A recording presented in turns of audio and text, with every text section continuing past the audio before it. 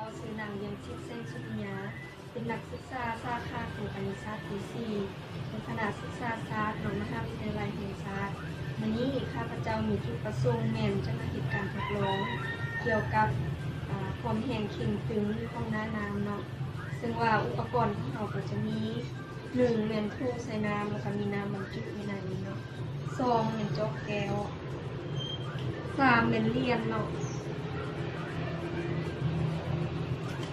การทดลองนี้เนี่ยจะเห็นเพื่อศึกษาเกี่ยวกับความแห้งเข่งตึงของน้ำเนาะวันนี้เรามาเข้าสู่ขั้นตอนการทดลองนำกันเลยเนาะขั้นตอนทำอิฐแมนเขาจะเทน้ำเนาะเทน้ำที่เขาเกี่ยมไว้นี่ใส่จอกเนาะการเทนี้แมนเทเต็มเลยเนาะพอดีเพียงฟักเพียงกับอันครบจอกแล้วขั้นตอนต่อไปเนาะแมนเขาจะนำเอาเลี่ยนที่เขาเกี่ยมไว้นี่เนาะมาป่นเนาะในการป่นนี้เขาจะป่นลงเทือละเลี่ยนเนาะวันนี้เรามาสังเกตนำกันเลยเนาะว่าเวลาเขาป่นเลี่ยนลงไปนี่น้ำจะเป็นอย่างไรเนาะสังเกตเบิ่งนำกันเลยเนาะเลี่ยนตัวที่1ตัวที่2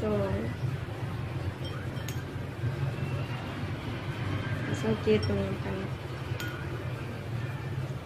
เราสังเกตเห็นว่าเนาะเมื่อเขาป่นเลี่ยนลงไปนี่เนาะน้ำแม่น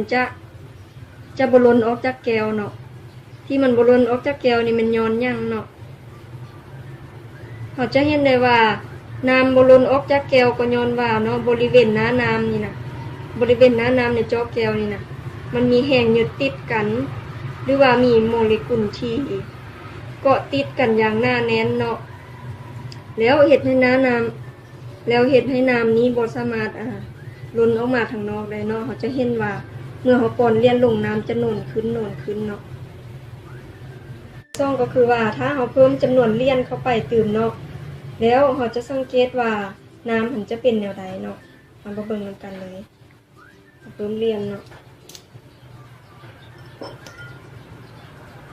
เลี่ยนตัวที่1เนาะ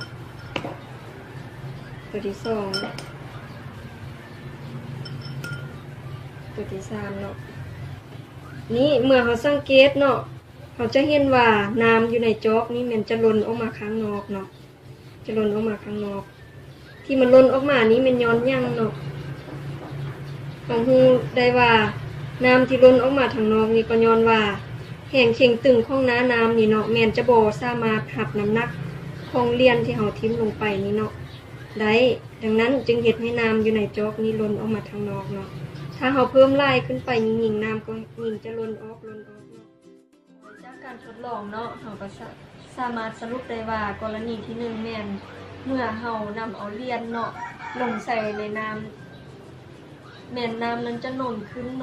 เรื่อยๆเนาะแต่ว่าน้ำนั้นจะบ่ล้นออกจากจอกแก้วเนาะที่มันบ่ล้นออกจากจอกแก้วนั้นก็ย้อนว่าบริเวณหน้าน้ำนั้นมีแห้งยึดติดกันหรือว่ามีโมเลกุลที่ว่ายึดติดกันอย่างหน้าแน่นเนาะดังนั้นจึงเฮ็ดให้น้ำที่อยู่ในจอกแก้วนี่บ่ล้นออกมาเนาะหรือเขาเอิ้นอีกอย่างหนึ่งว่าแห้งเข่งตึงผิวของหน้าน้ำเนาะวันนี้กรณีที่2แม่นเขาเพิ่มจำนวนเลี่ยนขึ้นเรื่อยๆเนาะก็คือเขาจะสังเกตเห็นได้ว่าน้ำนั้นจะล้นออกมาข้างนอกเนาะที่มันล้นออกมานั้นก็ย้อนว่าแห้งเข่งตึงของหน้าน้ำนั่นเนาะแม่นบ่สามารถหับน้ำหนักของเลี่ยนนั้นได้แล้วเนาะดังนั้นจึงเฮ็ดให้น้ำที่อยู่ในจอกแก้วนี้ล้นออกมาข้างนอกเนาะฉะนั้นการทดลองของข้าพเจ้าก็สิ้นสุดเนาะแต่ว่าหวังว่าวิดีโอนี้แม่นจะมีประโยชน์เนาะซึ่งจะสามารถนำใช้เขาในการเรียนการสอนได้เนาะก็คือว่าเป็นสื่อในการเรียนการสอนที่ประจักษ์ตาเนาะเฮ็ดให้นักเรียนรู้แล้วก็เข้าใจปรากฏการณ์แล้วก็เห็นได้ชัดเจนเลยเนาะภายนี้วิดีโอของข้าพเจ้าก็บ่ปราศจากข้อผิดพลาดเนาะถ้าว่าผู้ใดเบิ่งเห็นผิดพลาดหรือว่าอย่างต่างๆก็สามารถตำหนิ